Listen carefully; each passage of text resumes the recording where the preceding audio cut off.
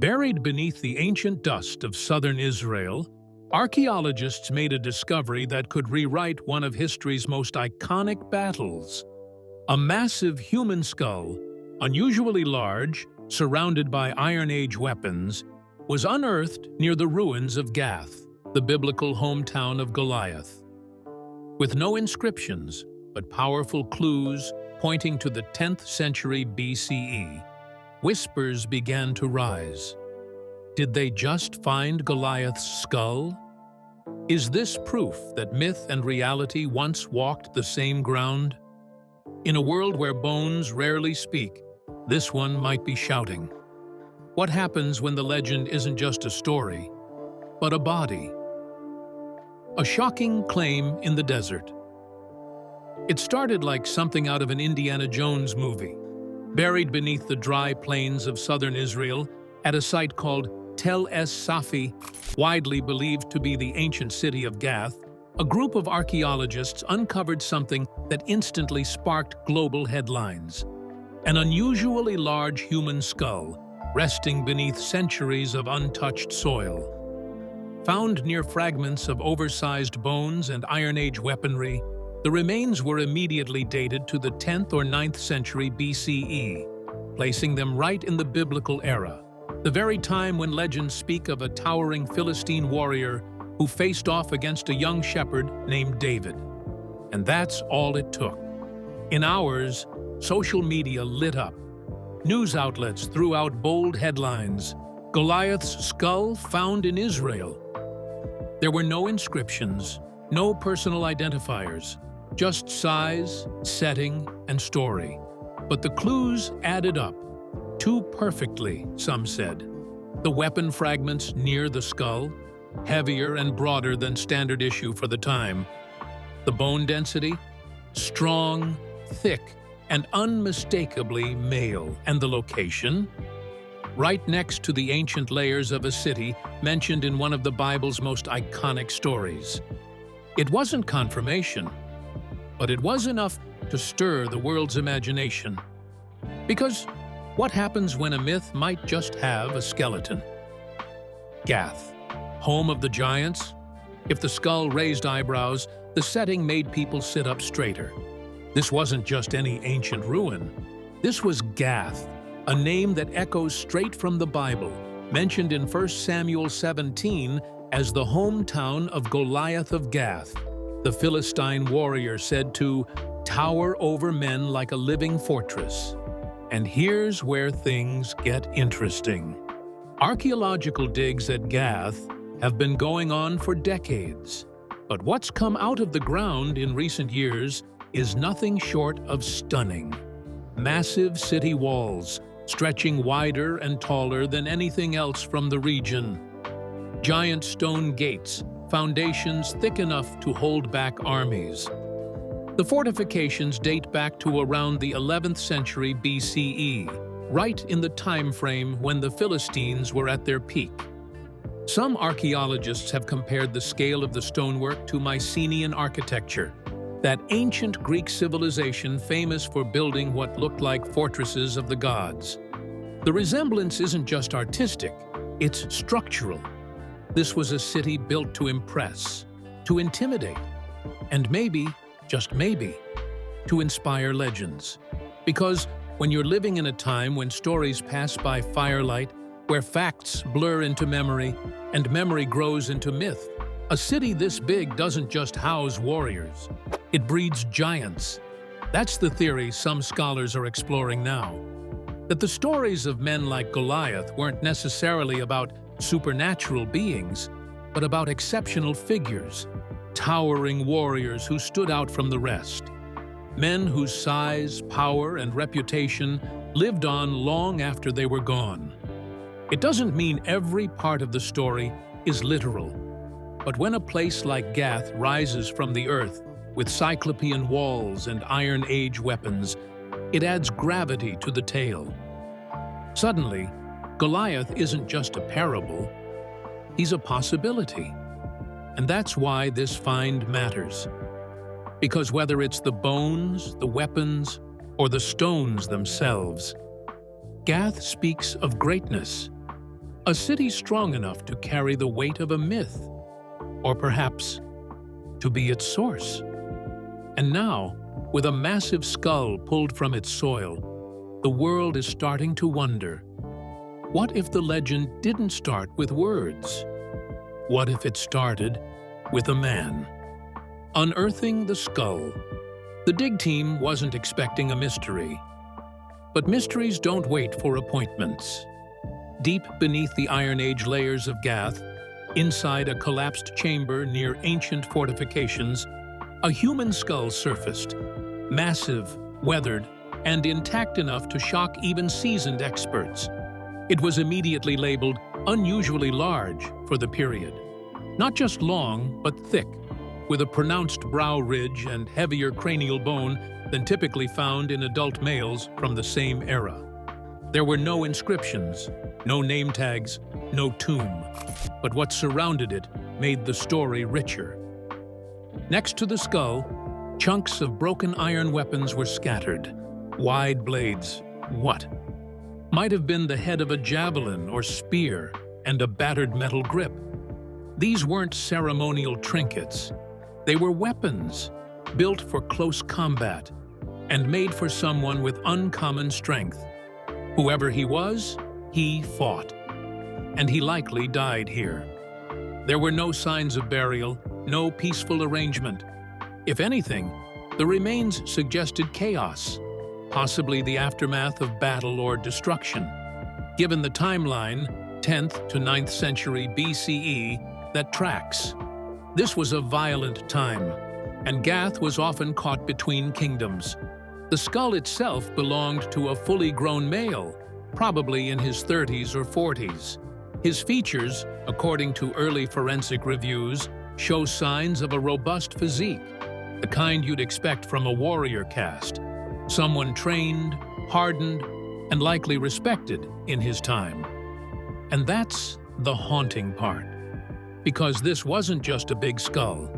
It was a skull with a story, a man whose size, strength, and death may have sparked whispers, the kind of whispers that grow over generations into something more, into legend. Biblical clues, inscription names. Long before the skull was found, a piece of pottery had already stirred the waters of biblical debate.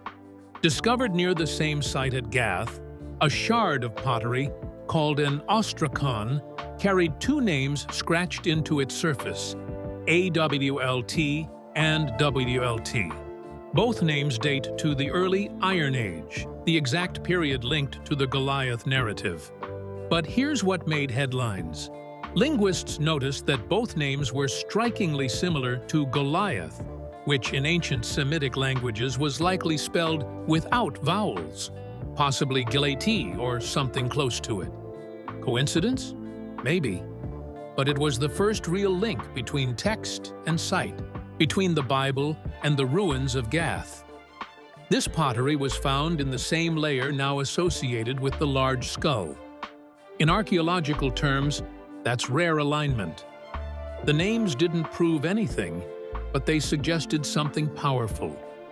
That the name Goliath, or something like it, was used by real people in this city at this time.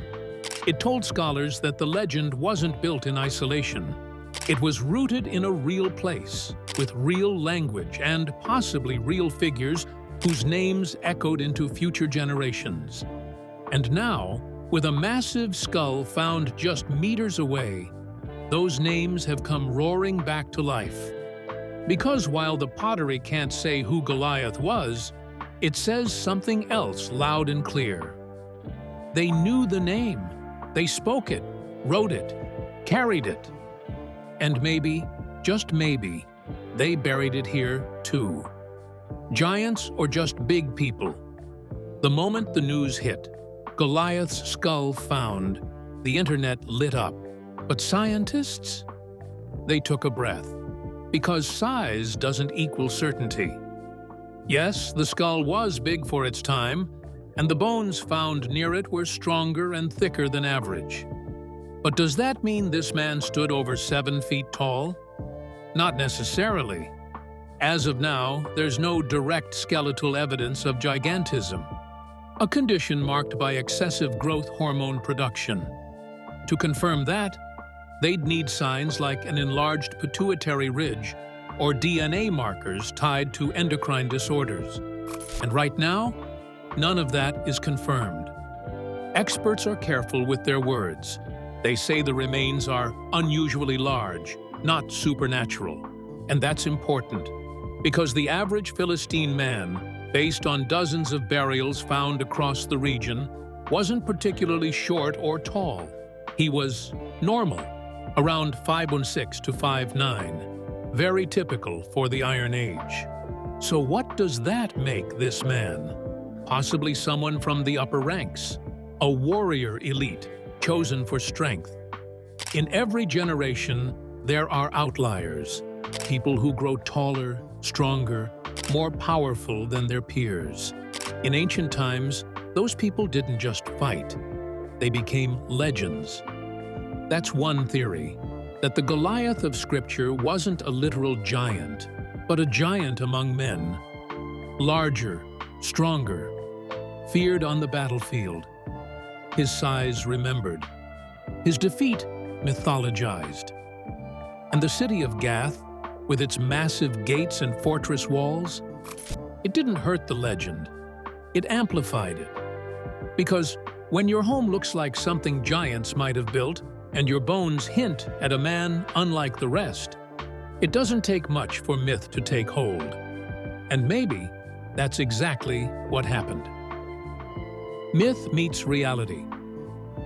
The Bible describes Goliath as standing 6 cubits and a span. Depending on how you translate that, he would have been anywhere from 6'9" thrones to over 9 feet tall. A towering figure, a living wall. But even sacred texts use symbolism. Stories passed down over generations grow in the telling. A tall warrior becomes a giant. A battle becomes a legend. And legends, they have roots.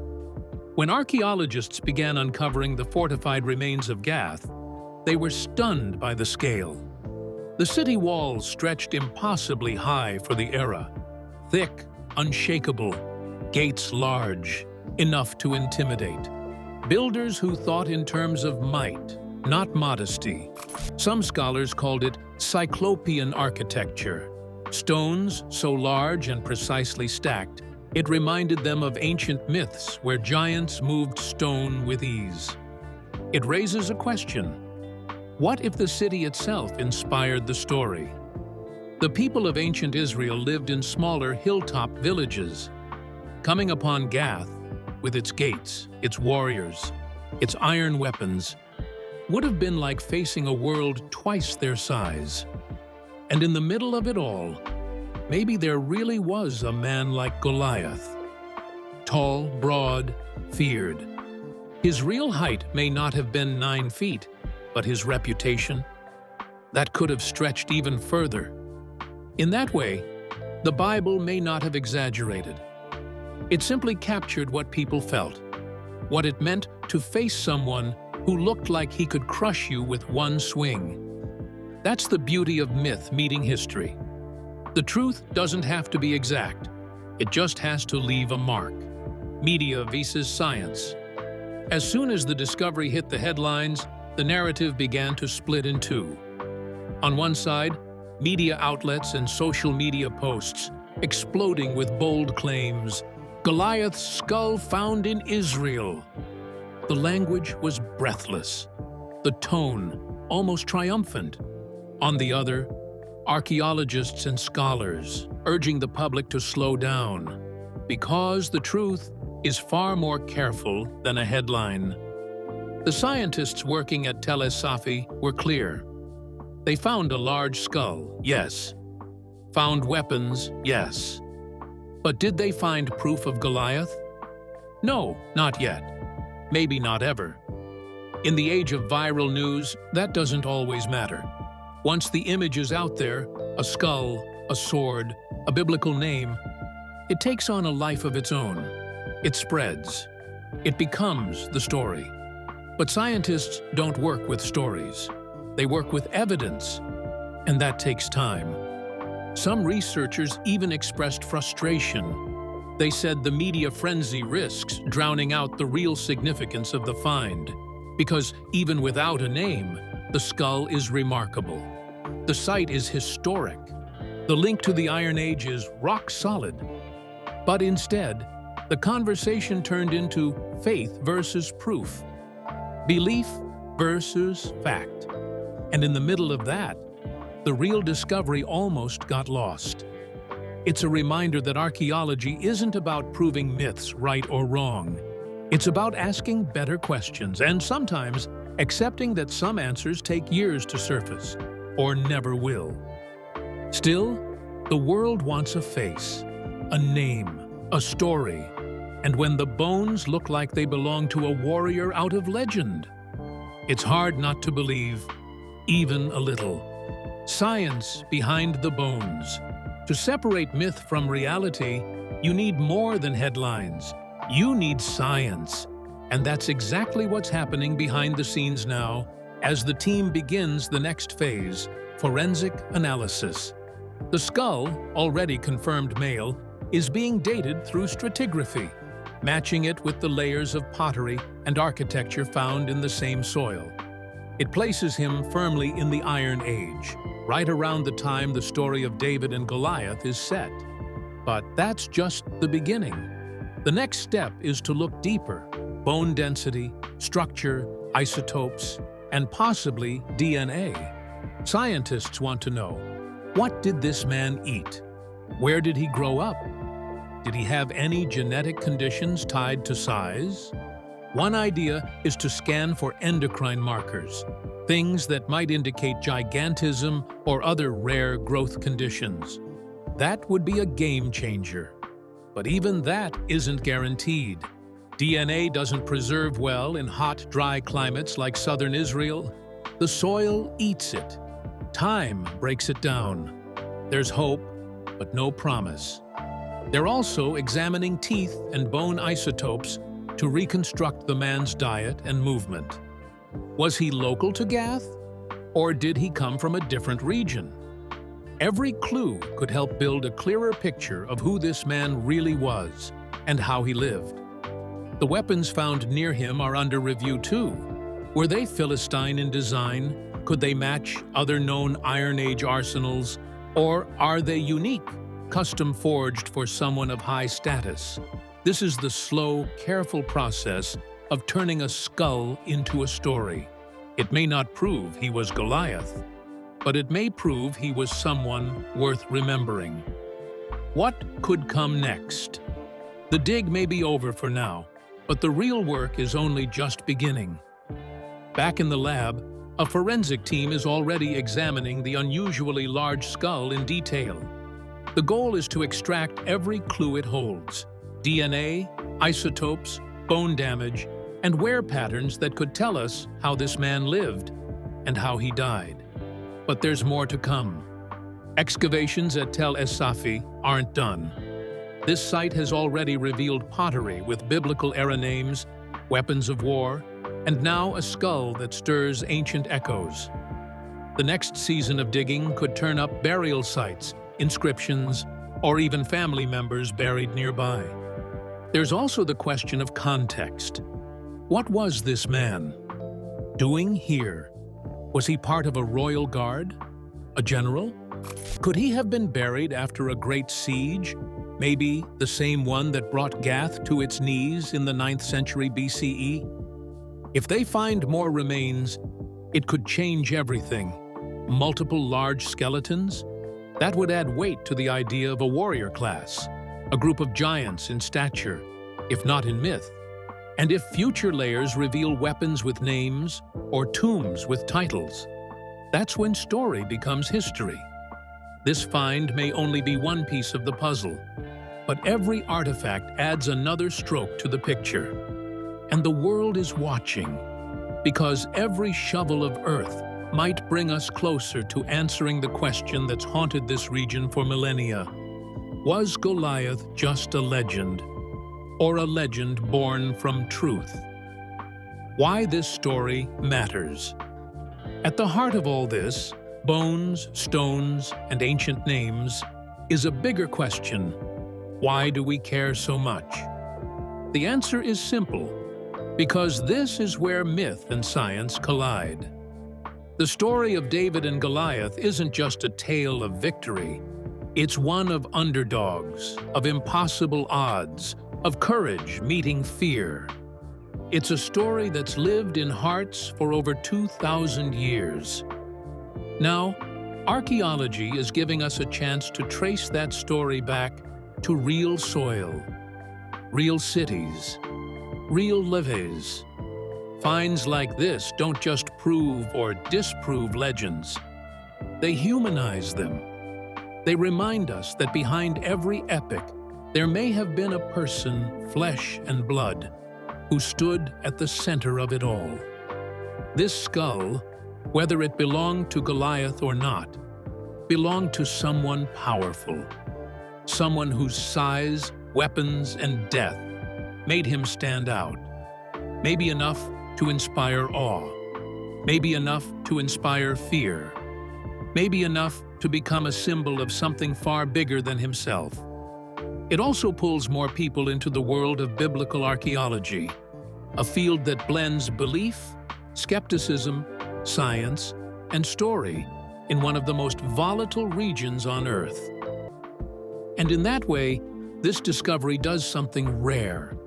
It asks us not just what we believe, but why we believe.